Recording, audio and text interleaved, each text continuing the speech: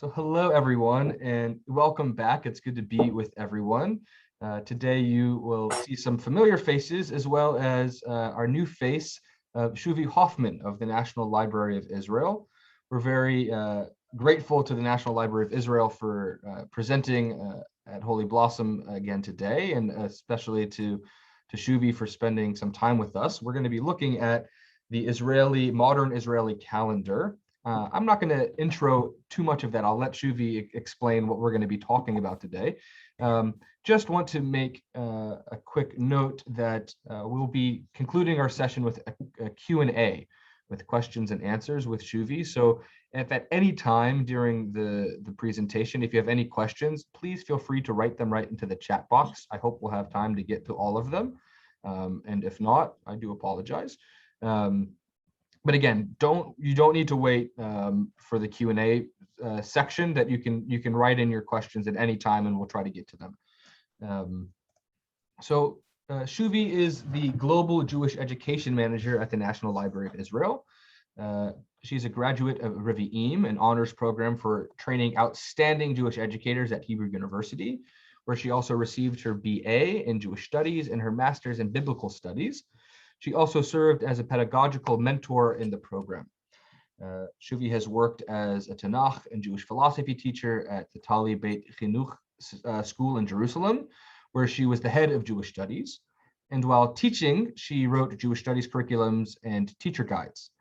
In addition, she has also worked as a teacher's mentor at the Shalom Hartman Institute and David Yellin College. She spent 2 years in New York teaching Hebrew and Tanakh in the SAR High School, as well as teaching at Drisha's summer program. So it is really our pleasure and our honor to be learning with a great teacher, Shuvi. I'm going to spotlight your screen for everyone here and turn it over to you. Thank you for being with us. Thank you very, very much. I'm really excited to be here with you. So just to tell you a tiny little bit about myself, I know that DJ also gave you a little bit of an intro to the library, and I know that there have been some sessions about that, so I'm not going to go too much into detail when it comes to that. But I was born in New York. My parents made Aliyah when I was just born, hence my name is Shuvi or Shuva Tziona, and I grew up in Jerusalem, I am the head of Global Jewish Education these days for about the past year.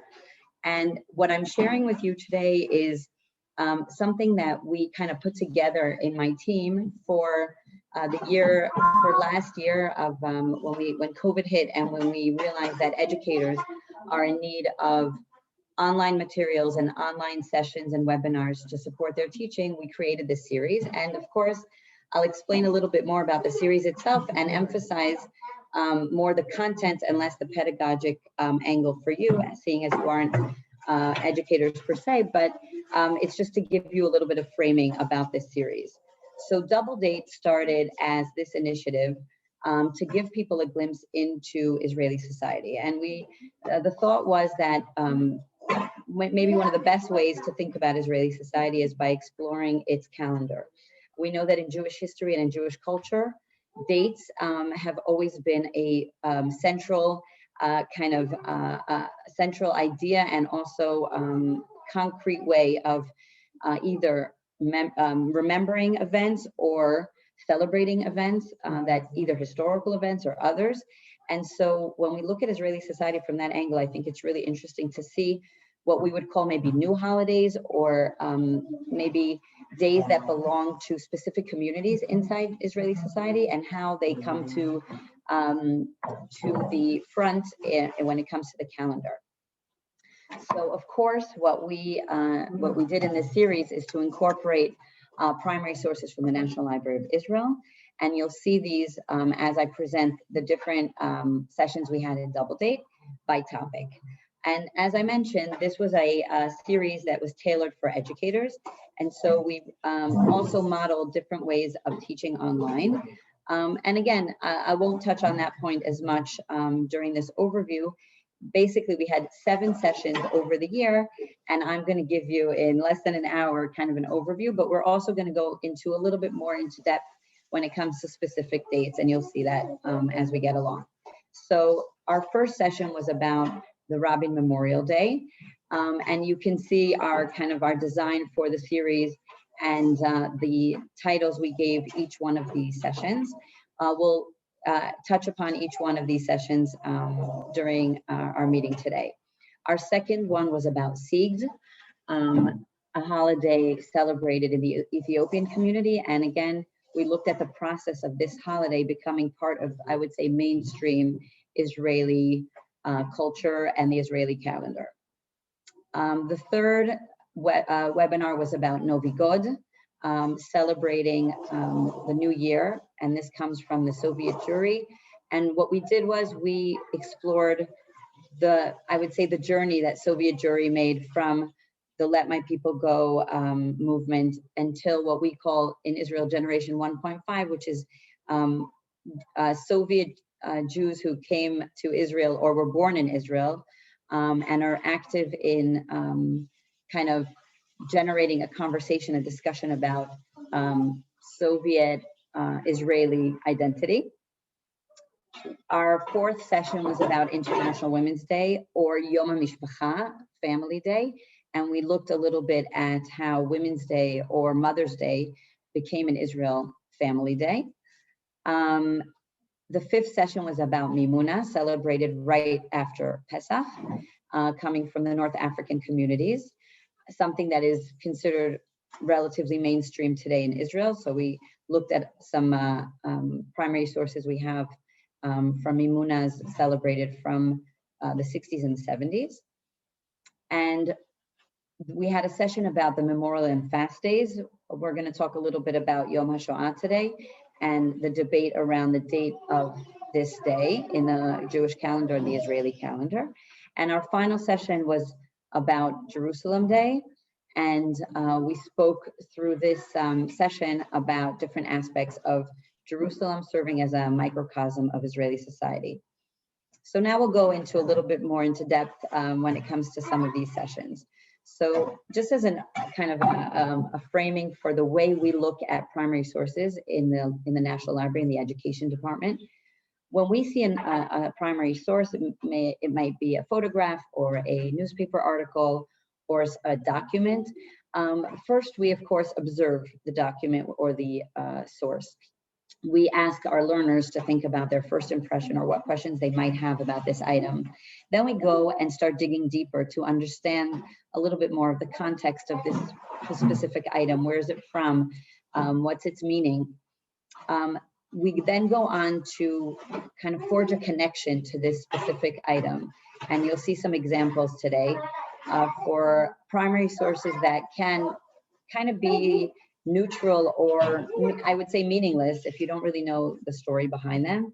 And what we strive to achieve is to connect our learners and connect the public to these primary sources. Think about how they're relevant to them and how they can connect to them personally. Ultimately, as educators, we also encourage our students, our learners to create something as a product, a creative product after they've learned and really bring their own voice and their own piece to the conversation. So as I said, the first session was about Yom Rabin, the memorial for the assassination of Prime Minister Yitzhak Rabin in 1995. And what we did during that session, and I think this image, which we'll look at it soon in more detail, what it depicts is a graffiti wall that, this is a photograph that's part of our collections, a photograph of a graffiti wall that was spontaneously created in the site of Rabin's assassination.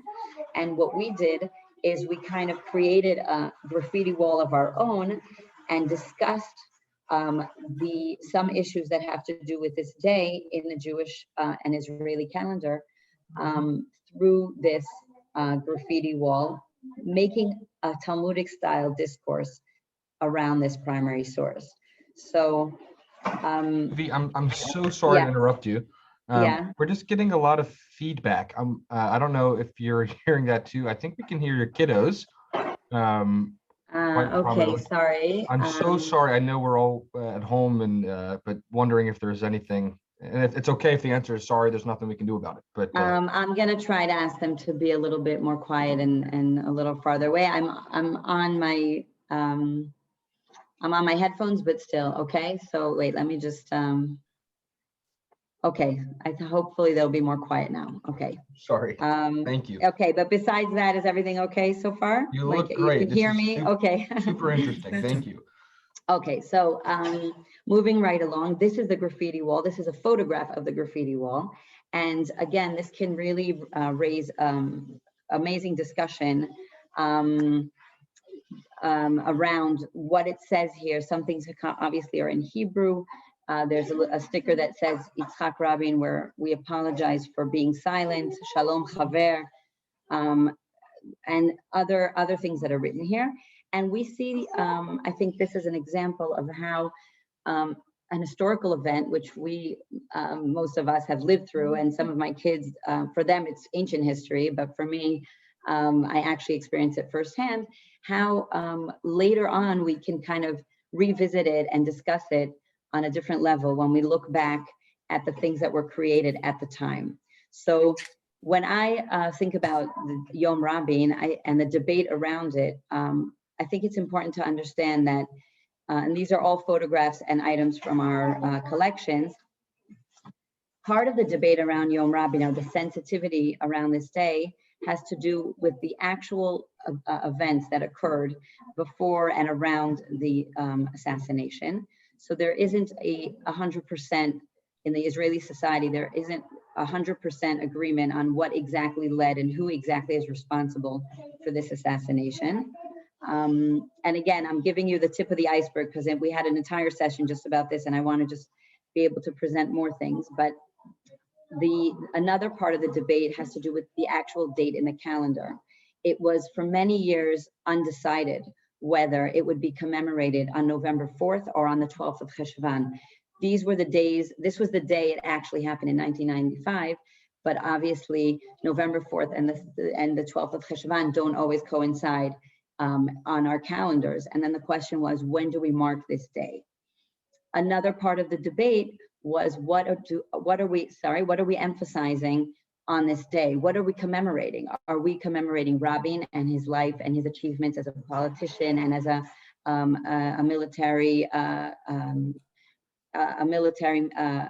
man in Israel, or do we want to take it more to an educational direction where we talk more about how discourse in Israel should be more moderate and people should listen to each other, and it's not about who murdered Yitzhak Rabin, it's more about the actual fact that he got murdered, and it's not even about him himself, but about the terrible deed that was done. So just this is again a glimpse into how one day that again we lived through this day in history and we know exactly what happened there, and yet there's a debate. So of course there are days that have historical meaning and commemorate something that happened maybe hundreds of years ago, and then of course they become even more loaded and more up to discussion. So the second session we had, as I said, was about SIGs, and this was an opportunity to speak about the Ethiopian community in Israel and its remarkable story. During that session we had, I had a guest speaker, my dear friend Yuvi Tashuma Katz, who's an Ethiopian educator. She made Aliyah herself as a child, and she's very active in leading very interesting things in the Ethiopian community and in Israeli society at large. And this photo, which is a primary source in and of itself, is a photograph of the Orit, the Torah written in Gez, in ancient Ethiopian language, brought to Jerusalem in 2006. And then we have a copy of the Orit in the National Library of Israel, and it's all scanned as well, and you can see it if you look up in the manuscripts of our website. You can actually, leaf through this manuscript. Of course, I'm assuming most of us don't know ancient Ethiopian, but it's just an amazing document, and there's a lot to learn about it. And so in our session, we focused on what the Sigd is. The Sigd is basically a holiday that was totally, of course, unknown to Israelis before the Ethiopian community came to Israel. It's a celebration of similar to the Omer, that we count 49 days. So we're familiar with that concept. It's counted from the day of Yom Kippur, and so it falls on the 29th of Cheshvan. It's a very interesting holiday. It incorporates different aspects of that resemble Yom Kippur somewhat, with fasting and atonement, as well as renewal of the covenant between the Jewish people, God, and the Torah. And there are different customs and different rituals that Ethiopian Jews celebrate and do over this day. And again, this was a day, I think it's important to emphasize this, it's a day that was basically unknown to any of the Israelis before the Ethiopian Jews came to Israel, which means that it was something that was introduced to Israeli society. And these questions of who does this holiday belong to, and what can its meaning be for someone who isn't from the Ethiopian community? These are questions that we ask ourselves today.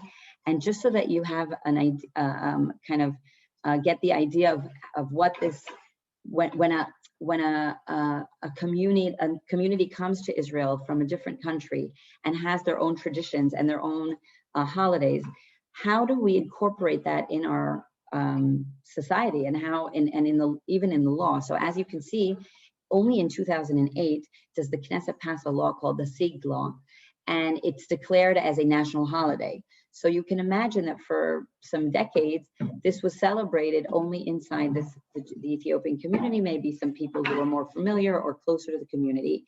But for it to become a national holiday was a process. And today there are ceremonies throughout Israel, especially in Jerusalem. There are educational programs in the schools, and it's an official personal day for employees, which means that you can take a day off for Sigd, and that's acceptable, and that's okay. So just to give you a glimpse into some of the things we spoke about and some interesting insights from the session about Sigd that Yuvi also raised, she compared this process of coming to Israel from Ethiopia to what happened with the Jews right after the destruction of the temple. And we know the famous quote from Yochanan ben Zakkai, "Give me Yavne and its sages." Yochanan ben Zakkai is remembered for his, I would say, brave act of saying, Judaism isn't going to be what it used to be now that there's no temple, and we really have to rethink what our tradition can mean and how to preserve it in this new time. And she really, that resonated with her as an activist and someone who really experiences it firsthand, how to kind of translate and preserve a tradition throughout this transition into a new country and a new society. So she was speaking to us, and again, I really recommend you looking her up. She actually even, there was a children's book written through PJ Library called Yuvi's Candy Tree. So I recommend this. It's a little glimpse into her story of her aliyah. But she spoke a lot about how transitioning between Ethiopia and Israel meant that Sigd went from being an immersive experience, something that was very organic and very collective in the Jewish community in Ethiopia, to something that today young Ethiopian families basically celebrate in their own little family. They don't have that, feeling of the community and the village in the same way they had in Ethiopia. And talking about this law, the Sigd law, it also it's a positive thing in her mind as well, but it takes the communal initiative and action and it sort of passes it on to the state. And now that things are so organized by the state of Israel and they're also official, it poses a lot of questions for Ethiopian Jews who want to kind of still find their personal voice. And now that it really sort of is a holiday that belongs to all Israelis, like what does that mean if you're an Ethiopian Jew as opposed to someone living in Israel who isn't? And so she spoke a lot about these tensions and it's something that she really felt was a growing process. And these two images you see, and I want to just present this for a moment, is part of, maybe if you can read the Hebrew, it says here, Seder Sigd. It's the Leil Seder, it's the Seder of the holiday Sigd. And I think that means a lot when people want to, I would say, become part of the mainstream calendar of the Israeli calendar. When you call something a Seder, just like the Passover Seder, you're giving it kind of that label of this is an official holiday, this is a Jewish holiday, and we celebrate it, and we have an actual text that kind of follows. And so this is just one little page from that Seder, this Haggadah that they created in order for both Ethiopian Jews and other Israelis to experience the texts and the traditions of this holiday. So again, we can't go into all the details of each one of these holidays or these days, but this just gives you a glimpse into the process of how a holiday that belonged to one very specific community that was basically cut off for many years from the rest of Judaism has now become part of the Israeli discourse. And we even have in our archives, and I'm going to try to put this on, and hopefully you'll be able to just see, we're not going to see the entire thing, but just a couple of maybe like 20 seconds of this video. This is footage from the Sigd being celebrated in 1982 in Israel.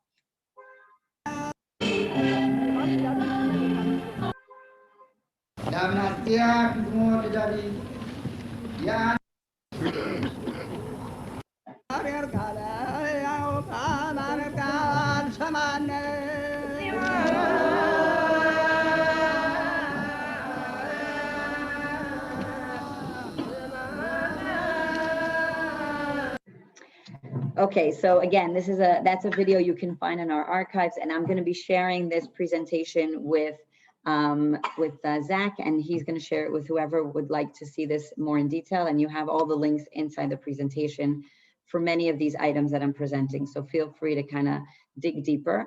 Transitioning into our next holiday, Novi God.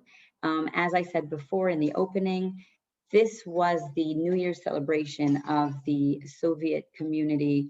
And I think the big challenge of this specific day in the Israeli calendar is how close it is to New Year's and to Christmas, and how for Israelis, when they think of New Year's and Christmas, it's obviously they right away think of Christianity and how it's of course a non-Jewish holiday, and maybe I would say the personification of a non-Jewish holiday. And so there was a lot of tension around this day and around the attempt for Soviet Jews to celebrate this day, to the extent that there were people who came to Israel and said, when we were in Russia, we had to close the drapes when we were celebrating Jewish holidays. Now we need to close the drapes when we're celebrating Novi God, and we have to feel ashamed of the way we decide to celebrate this holiday. So just to give you, and again, on each opening slide for each one of these days, you can see the different the different methods we use to work with the sources. So here we compared photos and posters. We'll get to that in a moment. And this is a screenshot from our session, and we asked people to write in the chat what they think is more powerful. But just to explain what Novi God is, and I think this is a good service for at least most Israelis who didn't really know what this holiday was. So indeed, it's celebrated on New Year's Eve, according to Moscow time, but it really is the only non-communist holiday that was permitted under the Soviet regime. So for most families, this is maybe the only family holiday, the only holiday they could celebrate when they were living there.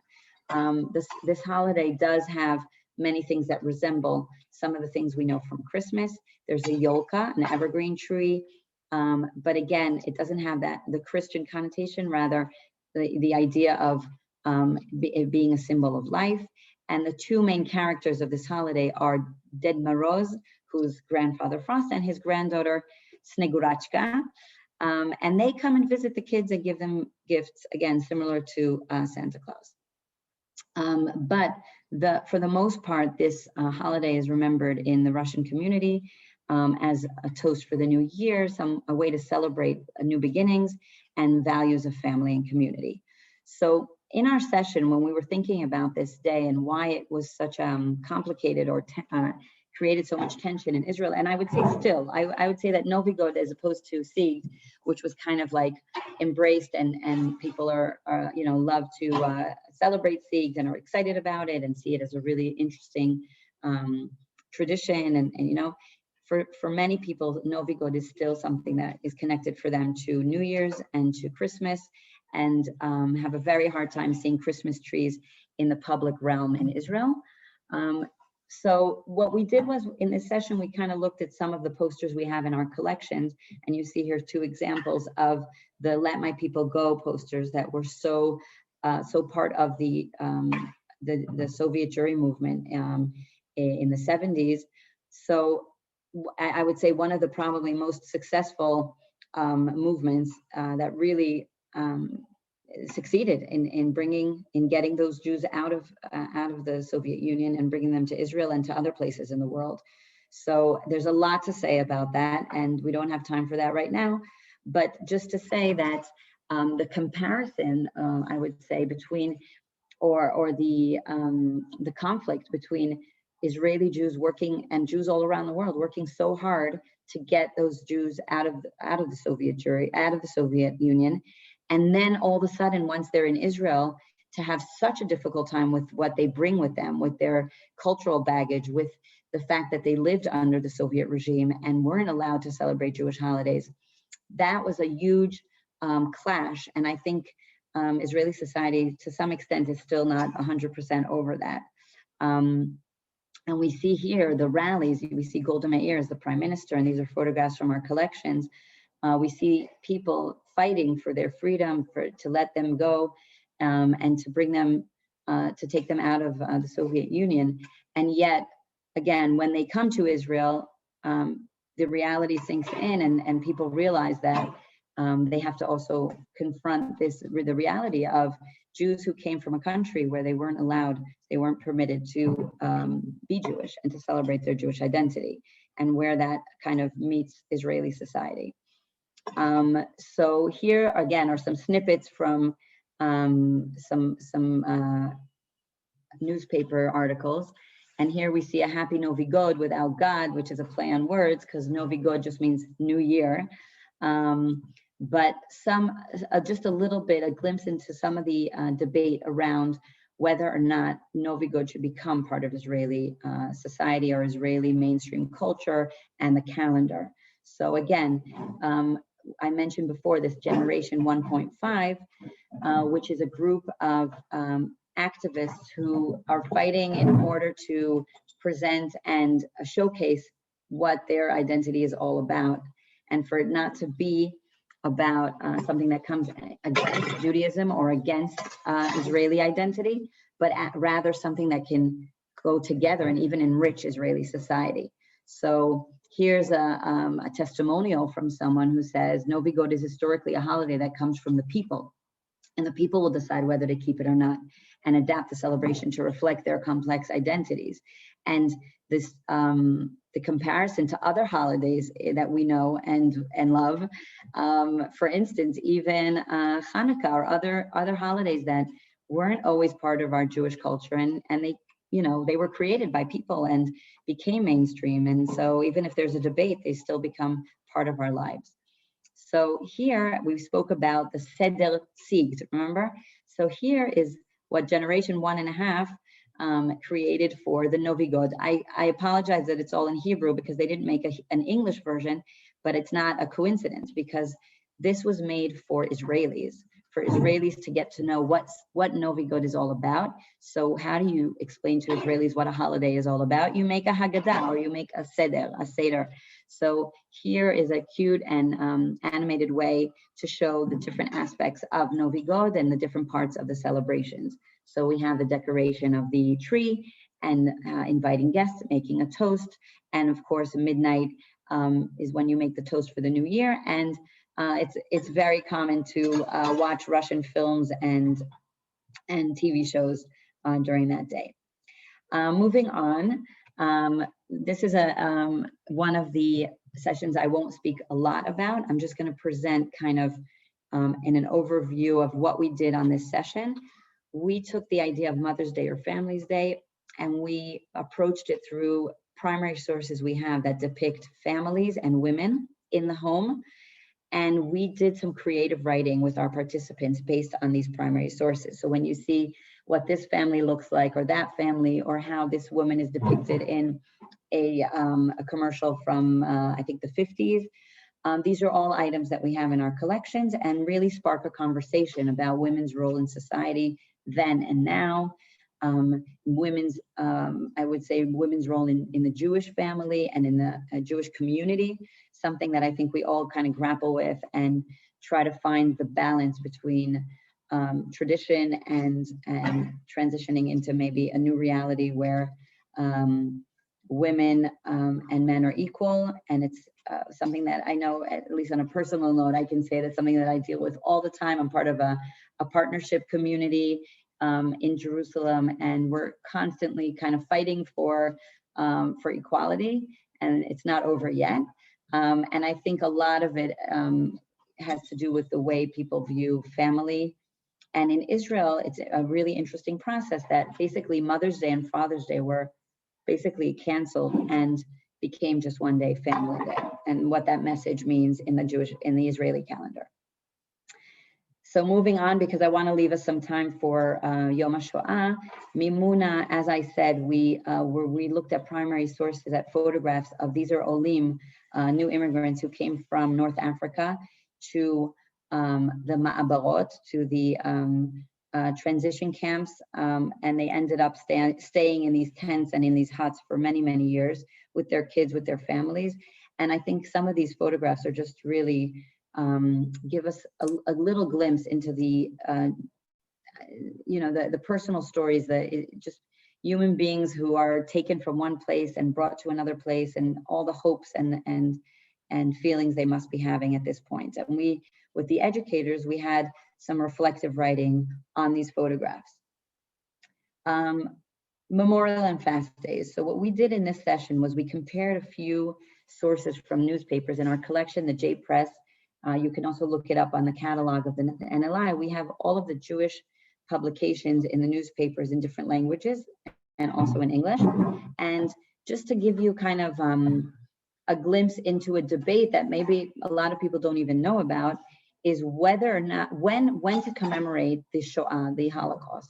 So as we can see here from one of these snippets, the day set for the Memorial Day is on the 10th of Tevet, which is the Yom HaKaddish HaKlali, the General Kaddish Day in the Jewish calendar. And this idea that when there's a catastrophe, and we know this from Tisha B'Av, when there's a catastrophe that happens to the Jewish people, it's often kind of put into an existing fast day or an existing Memorial Day. And that was what we can see was one of the attempts to commemorate the Holocaust in the month of Tevet. But we also know, and we see this from other snippets from other newspapers, that the official day for commemorating the Holocaust would be on the week of the Warsaw Ghetto Uprising, right after Pesach, and hence the 27th of Nisan, then April 13th.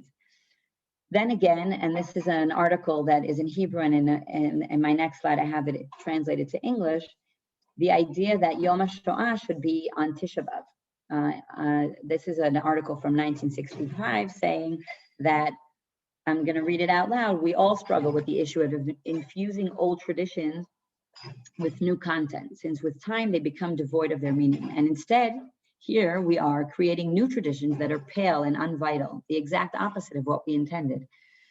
This, by the way, was the opinion of Menachem Begin, who thought that creating a new day to commemorate the Holocaust was a big mistake. That we should mark the Yom HaShoah on the day of Tisha B'Av, which is already an established Memorial Day, a day of catastrophes in the Jewish calendar. So, and as we know, this opinion was not accepted, and in the end, we do commemorate Yom HaShoah a week before Yom HaZikaron. And what it says here, and I think as an Israeli, I feel this very strongly, that Yom HaShoah marked a week before Yom HaZikaron creates a disturbing double sequence of Memorial Days. It's a very emotionally straining period of time before Independence Day. It sort of feels like it's all packed into 1 week. You have Yom HaShoah, and I know that it's often called in schools the Yomim. There's Yom HaShoah, there's Yom HaZikaron, there's Yom HaAtzmaut, and some add also Yom Yerushalayim. And this feeling of like, in such a short time period in the calendar, we have so much intense, these intense days that each really deserve their own attention. So as we know, again, ultimately, even though the 10th of Tevet was an option and the 9th of Av, ultimately, the 27th of Nisan was chosen.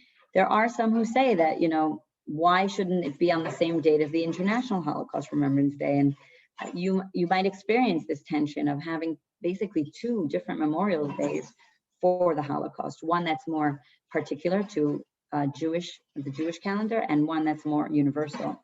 And there's a lot to say about that, but again, just I'm leaving you with that for food for thought.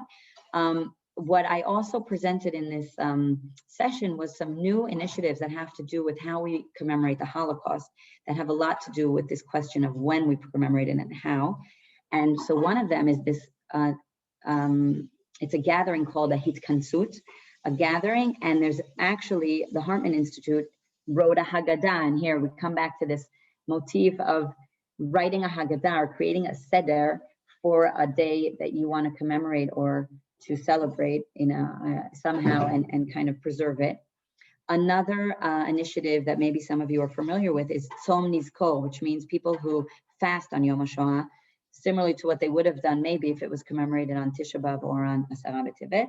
And there's another beautiful initiative, and during that session we had someone from Zikaron Basalon come and speak about this, where people are invited to speak about the Holocaust in a more informal setting. It can be survivors who come and speak, or their family members or friends, or people who would like to speak and kind of share memories, just to keep the memory alive. So our final session was about Jerusalem Day, and I'm not going to go into all the content that we packed into that session. And I have to say, unfortunately, literally like 2 days after we had this session, things went totally haywire in Israel around Yom Yerushalayim. And it was really symbolic because part of what we did in the session was speak about how complicated this day is. And from a day that was really celebrating this amazing and overwhelmingly joyous event of reaching the Kotel and liberating the old city, etc., it became a very, very disputed day and a very controversial day, I would say, not only because of the way different people in Israel view 1967 and that point of Israeli history, because as you all know, it's a pivotal moment, no matter how you look at it, but also the way people choose to celebrate Jerusalem Day today. And there are many, many arguments about what's appropriate to do on this day. And I'm going to just give you a glimpse into now is some photos that were taken, and these are part of our collections, photos that were taken days after the end of the Six-Day War. And really, I think, give us a little feeling of, the personal maybe feeling of the emotions that people were feeling at the moment. We look back at this historical event and we have all of our interpretations and of course, the aftermath of what this did to Israeli society. But sometimes if we look back at the events themselves, as much as we can touch them, touch history, we can see this through the photos. So we see things that maybe today would seem odd or amazing, I don't know, but we see people just gathering at the Western Wall, celebrating this event, praying. And this is one of my favorite photos in this collection. The mother praying and everyone's probably ecstatic and praying at the wall. And we have this little girl who at the moment, I'm sure she didn't appreciate this historical moment she was part of. And here's a beautiful picture, I think, of Ben Gurion just walking around. It's not an official picture.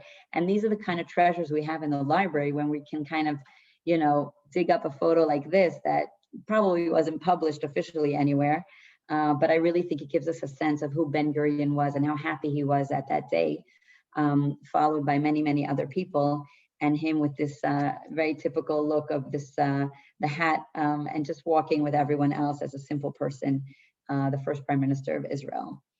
One of the things we also learned about in the session about Jerusalem Day is about the iconic song "Jerusalem of Gold" by Naomi Shemer. And here's her. I don't know if we have enough time. I'll read a little bit of the way she tells the story of how she wrote this song. And she says that she was approached to write a song. And I'm reading from the basically from the fifth line. I found it very difficult to write the song until I recalled the legend about Rabbi Akiva promising his wife Rachel a city of gold, which is a piece of gold jewelry depicting Jerusalem. I chose Shuli Natan to perform the song. She was a 20-year-old soldier teacher with a guitar and a voice like bells. The song was a hit from the very first performance, and at midnight, when Shuli was asked to return to the stage, the audience was already singing along with the chorus. At that point, we were moving toward war, and 3 weeks later, when the paratroopers liberated the Western Wall, they had an anthem at the ready. On that day, June 7th, 1967, I added a fourth verse to the song in honor of the victory. So this iconic song, Jerusalem of Gold, we hold that in our archives. We have Naomi Shemer's archive, and this is, you can see her address book, her phone book, this little black hand, if you can imagine, it's the size of your palm of your hand. You can see a phone number written on the side there somewhere. She just kind of, in the heat of the moment, she opened up this wherever she could jot down some words, and she wrote the final verse of what became the iconic song Jerusalem of Gold. So here you have the entire song translated into English. Just to summarize, again, I gave you a very quick overview, and I hope it was clear and comprehensive. What we tried to do during this series was really give people a glimpse into some very complicated issues we have in Israeli society, and they manifest often through these days in the calendar, whether it's by we see a holiday or a day that belongs to one community and is then adopted and celebrated by all of Israeli society, which I think Sigd and Mimuna are definitely an example of those kind of holidays, as opposed to something like Novi God that still raises a lot of controversy and tension, and is now, I think, appreciated more by more and more Israelis, but still a work in progress. And we also see all of these debates whether or not, when the date is set, should it be in conversation with the Jewish traditional calendar or not? Should we be creating new days? Should we be using traditional days and kind of packing them with more depth and more content, or is it already too much? All of these questions, I think, give us a little bit of a glimpse into kind of the issues that Israeli society deals with. And so again, you can view the entire series. We've recorded everything. So if you want to actually see each and every session, you can. And I'm happy to open it up to comments and questions. Thank you so much, Shuvi. Truly, thank you for sharing your wisdom and for, I'll add my spotlight here. So let's see if there are any questions coming in. It usually takes a minute or two, so I'm sure we'll get one or two here in just a moment. And I'll just restate, as you said in passing, that we will be sharing the recording as well as your slides. So if people want to continue clicking around and looking at some more of the archives that are available at the National Library of Israel, that will be available as well. As we're waiting for our first question to come in, I'm wondering if maybe you could speak a little more to that, to Novi God. And the way that you framed it was fascinating to me, right? This idea of hiding, and I'm wondering if maybe you could just say another word about that. I think again, I think Israeli society, again, is of course a generalization, but because of the different groups we have in Israel and the different agendas and the way people view what Israel should be like when it comes to the public realm, something like a Christmas tree in people's minds is a very hypersensitive kind of image for people to see in Israel. many people feel that it's offensive. They don't really go into the detail of whether that symbol means for the people who are celebrating Novi God means what it would mean to a Christian celebrating New Year's. They don't go into that detail. For them, that is a very, very strong image that they have a very hard time seeing in the public realm. I'll say even more so, if you take a tour in Jerusalem, which I've done often, and go to the Old City around Christmas, and you see the beautiful decorations and the beautiful Christmas trees there, seeing them as part of what the Christian community in Israel is celebrating is one thing for people, but to come to terms with the fact that there are people who identify as Jewish and are not celebrating Christmas or New Year's as Christians, but rather doing something that again seems similar, but for Israelis took a very long time to understand that that wasn't the same motivation and the same tradition. That's really hard for people to accept. And this idea of, and I guess I'm not saying anything new when it comes to Israelis, that we, everyone wants to be in charge of what the other person's going to be thinking, and there's a certain kind of assumption that this is not Jewish, or this is not the way we act in Israel. Of course, that's a very problematic way of a mindset, right? But people feel almost responsible for making sure that the public realm is Jewish, and the proper things are done in the public realm. Now it goes way back, because in Jewish tradition, when you think of community, you think of Farhesia, you think of the public realm. There are things that you do in the home that you don't do, outside of the home. There are things that the community protects. You think of, the way things look. That's something that is very Jewish.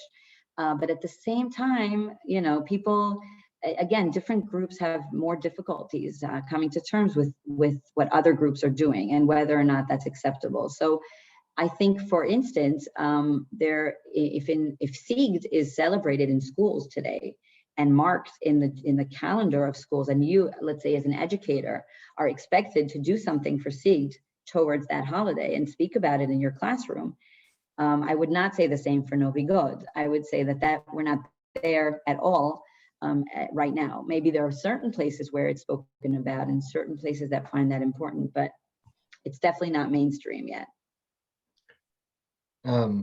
I could talk about this all day. So if there's any other questions, anyone, feel free to write in the chat box or just stop me. But I'm also wondering, are there other holidays like that? Are there other things that are just not really quite yet mainstream that are being celebrated on the periphery, but have not yet made that kind of jump that Sigd did in 2008? So that's a good question. I think that we assume that we know most of the holidays, right? Like we sort of assume, all the Jewish communities coming and gathering in Israel basically come with a similar tradition. Again, we realize that that's not so much the case in some places. I would say that another kind of portion of Israeli society that's renewing and showcasing some of their holidays is the North African communities. Because besides Mimuna, there are quite a lot of other holidays that haven't been so well known outside of those communities. So granted, there are some smaller communities. Mimuna is from the Moroccan community, and that's a very large community in Israel. And that's a very interesting story in and of itself, and the connections between this day's Morocco and the Jews of Morocco, who were really considered a big part of Moroccan society and contributed a lot to the Moroccan culture. So Mimuna also had its own process. Again, if you want to look at the original session, you can see that wasn't so smooth either. But there are other holidays that celebrate different aspects of, wishing for wealth and financial help, and for different holidays that celebrate life, I would say, and have very specific traditions. So for that, I actually recommend, there's a really beautiful initiative called Haluz Ha'ivri. Haluz Ha'ivri, I'm assuming it's mostly in Hebrew, but it's run by someone called Racheli Tabibi Bareket. And she did exactly that. She basically went to kind of different little communities and asked them to tell about their holidays. And so that, again, it wouldn't be forgotten. So I recommend looking her up because it's a great initiative. Thank you. Yes, and I imagine I see a hand up too, but I also imagine there's probably a difference in when a holiday is coming up from a peripheral culture and when something comes up that is like uniquely Israeli, right? So thinking of Yom Yerushalayim or like this Yom Rabin, right? So how are these things handled differently? It could be interesting, but I'm gonna turn it over. I see that Susan Mogul has her hand up. And so Susan, you have Yes, the floor. Shuvi, thank you for such an interesting presentation, very interesting. I'm wondering whether it ever happens in the opposite way. Does a community come to Israel and say, yeah, we used to do that back home and we don't need to do it anymore? So I could imagine some Russians saying, yes, when we lived in Russia and Novi God was all we could do along with the rest of the country, we did it. But now we can have Rosh Hashanah. Does that ever happen? Yeah, so that's a really good question, because I think that there's a lot to be said for how to preserve your own cultural kind of identity from where you came from, and how to, that was one of the actually debates or conversations we had in one of the sessions, was Ben Gurion's vision of Israel becoming a melting pot and basically wiping out a lot of the specific particular traditions and making a new Jew, making an Israeli, which an Israeli is someone who basically doesn't have roots. It seems a little bit of a paradox, but it's, you've come to Israel, you come from whatever Jewish tradition you came from, you come from probably a more religious tradition.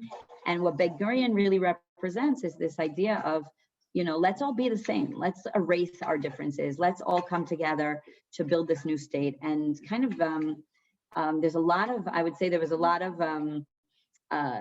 maybe in the first years, people who really did that, who really actually wanted to forget where they came from and stop celebrating their more particular holidays. I would say that today, that's less acceptable. People want to celebrate their particular identity. I can tell you that as a daughter of Americans, we always had this question of, do we still celebrate Thanksgiving? And I know that for my parents, that was an important holiday. They do still celebrate Thanksgiving, and maybe we don't have, exactly the same thing we would have in the States, but we, the Shabbat of Thanksgiving, it's become a thing that we make turkey, and we have, we have whatever those special things that we make for Thanksgiving Shabbat. Why not? Because it's part of who my parents are. They're American, and that's still part of their identity, even though they've been living in Israel for 40 years. So I think that people enjoy kind of reconnecting to those traditions and not canceling them or forgetting them. I can say that as a kid growing up, people were like, really, you guys like celebrate the 4th of July? Like, we used to have this huge event, and they still, there are events for 4th of July in Israel for the American community, and people kind of sometimes frown upon that and say, like, why would you celebrate the independence of America? You're living in Israel and you should be celebrating Yom Ha'atzmaut. And I think that for the most part, people don't feel that that's it's not either or. Like, it's part of who they still part of who they are, even if they're Israeli. Incredible question. Thank you. So let's see if there's any other questions coming in. Shuvi, you might be aware of this. As of right now, it's only in Hebrew print, but Professor Dalia Marks from the Hebrew Union College created a really interesting book. It's only in Hebrew, called Bizman, which is further explores some of these topics and themes, and really does a wonderful job of, to the extent that I'm able to really read it. My Hebrew is just okay, but a really, really interesting publication. So if people are not aware of it, it's Dalia Marks is Bizman, and she speaks a lot about the flow of the Israeli calendar and the culture and those aspects as well. Let's see if there are any other questions. Now is your time. Rabbi, can I just ask one about Yom Yerushalayim, and how politicized is that in Israel? Not just because of this year, but because this year, I guess, but just in general, how politicized has it become? I would say extremely, to the extent that a lot of people I know, and especially in Jerusalem, choose either not to celebrate it at all, or there are several alternative events that kind of push people, I would say, pull people away from the old city and from celebrating specifically that event of liberating the old city, because what that in reality means is people marching through the Muslim quarter and a lot of violent situations that really aren't appropriate and shouldn't happen at all. And definitely that's not the way to celebrate the liberation of Jerusalem in the mind of many people. So there are many alternative events in different areas of Jerusalem in order to kind of, to offer a different way of celebrating, something that has to do with celebrating the communities of Jerusalem, actually something that celebrates the dialogue between Jews and Arabs in Jerusalem, and not so much to stress this more militant, I would say, view of like, what Jerusalem Day is celebrating this military achievement, which again, granted, in 67, it was overwhelmingly, amazing and exciting. And I don't think anyone really anticipated what it would do to Israel. And again, some people can still see it as is, like, and they're still connected to that kind of sentiment, but many people choose to celebrate it in a different way. And again, if they say, if we want to go to the old city, we can go to the old city all year round. We don't have to do it on Yom Yerushalayim and kind of do it in spite or to make a statement. Thank you. And I imagine too, as we saw in Canada this year, that certain years certain things are celebrated in different ways. So Canada Day this year was just on the heels of a really painful truth of uncovering these mass graves of Indigenous children. And so this year on Canada Day, in place of the barbecues and picnics and fireworks, there were protests and there were walks of solidarity. And I imagine that's the same that takes place in Israel, that context matters. So Shuvi, thank you so much for your time and for your expertise. Really wonderful. I want to make sure you have the last word, and then maybe I'll ask Les a few thank yous, both to you, Shuvi, but also to Les Rothschild, our co-chair of the Israel Engagement Committee here at Holy Blossom. Les, I'm throwing this on you, but maybe you'll say just a very brief word about what's coming up the pipeline moving forward in the next month or so. Shuvi, thank you so much. Truly a gift to our. Thank you. It was a pleasure being here. Thank you for listening. Thank you. And we'll have your slides and a recording sent out to those who are not able to be here with us live.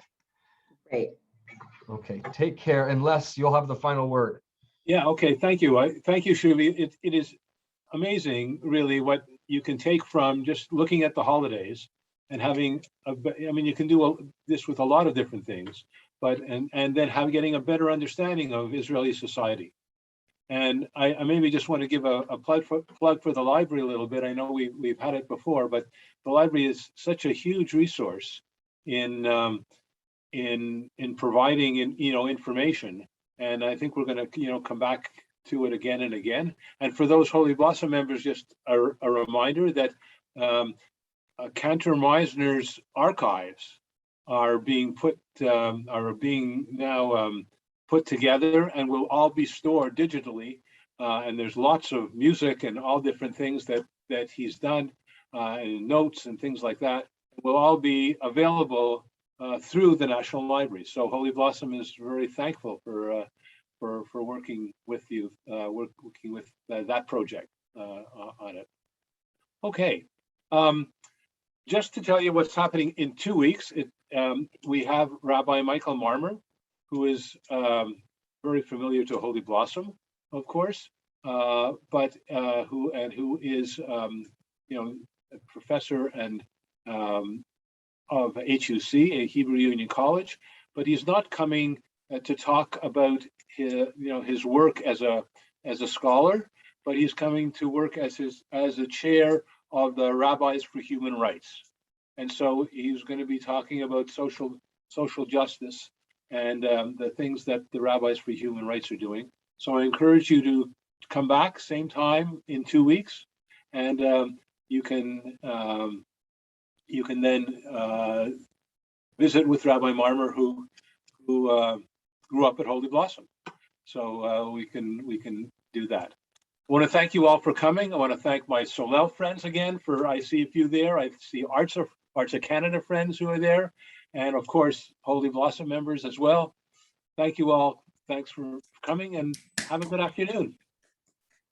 Take care, Thank you. everyone. Goodbye. Thankless.